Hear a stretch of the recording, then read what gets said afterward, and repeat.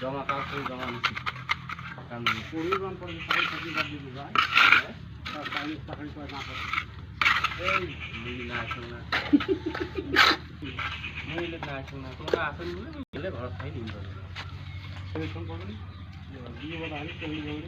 যেমন আছে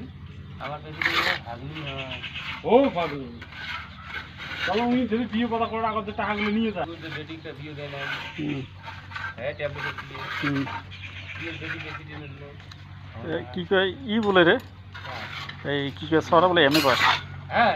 MA pass করলে বয়স 26 বছর বয়সে এমএ পড়ছে কয়টা বুড়ে টুড়ে নিয়ে পুরো ড্যান্স মারিয়ে